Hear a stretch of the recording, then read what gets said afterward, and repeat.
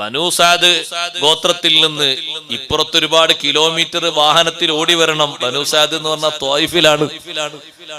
ഇന്ന് നമ്മൾ വാഹനത്തിൽ ത്വായിഫിൽ നിന്ന് മക്കയിലേക്ക് പോകുകയാണെങ്കിൽ തന്നെ കിലോമീറ്റർ 10-60 ചില്ലാനം കിലോമീറ്റർ. ആ ത്വായിഫിൽ നിന്ന് മക്കയിലേക്ക് വരുന്ന ഹലീമ ബീവി റളിയല്ലാഹു അൻഹ ഒരു ക്ഷീണിച്ച വാഹനപ്പുറത്താ വരുന്നത്.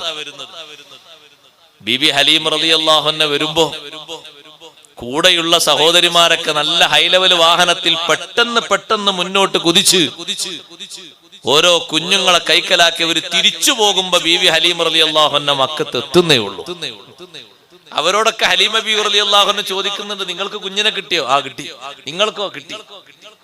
മുലയൂട്ടി സംരക്ഷിക്കുന്നതോടൊപ്പം ജീവിക്കാനുള്ള നല്ലൊരു ചെലവും ഈ കുടുംബം ആ മുലയൂട്ടുന്ന സഹോദരിമാർക്ക് കൊടുക്കും. പിന്നെ നല്ല അറബി ഗോത്രങ്ങളിൽ പരിചരിച്ച് വളരുക എന്ന ഒരു ശിക്ഷണം കൂടി, ഒരു സ്വഭാവം കൂടി പൊതുവെ അറബികൾ സ്വീകരിക്കാറുണ്ട്. കുട്ടികളുടെ വളർച്ചയ്ക്ക് അതുകൂടി കാരണമാണ്. ഹബീബ് സല്ലല്ലാഹു അലൈഹി വസല്ലം തങ്ങളല്ലാത്ത മറ്റു മക്കളൊക്കെ പലരും എടുത്തുകൊണ്ടുപോയി. നബി സല്ലല്ലാഹു അലൈഹി വസല്ലം തങ്ങൾ ബാക്കിയാണ്. ഹലീമ ബീവി റളിയല്ലാഹു അൻഹ നേരെ വന്നത് കാബന്റെ മുറ്റത്തേക്കാണ്. അബ്ദുൽ മുത്തലിബ് ഹലീമ ബീവിയോട് ചോദിച്ചു, നിങ്ങൾ എന്തിനാ വന്നത്? എനിക്കൊരു കുഞ്ഞിനെ കിട്ടണം മുലയൂട്ടാൻ വേണ്ടി, അതിനാ ഞാൻ വന്നത്. അപ്പൊ അബ്ദുൽ മുത്തലിബ് ചോദിച്ചു, നിങ്ങളെ പേരെന്താണ്? പേര് ഹലീമ.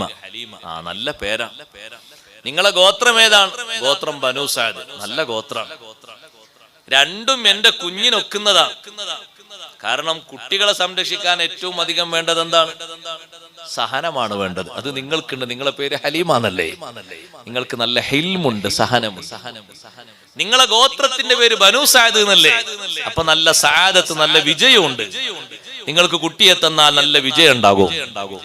അതുകൊണ്ട് നിങ്ങൾ എന്റെ മോനെ പോയി നോക്കിക്കോളൂ എന്ന് അബ്ദുൽ മുത്തലിബ് പറഞ്ഞു.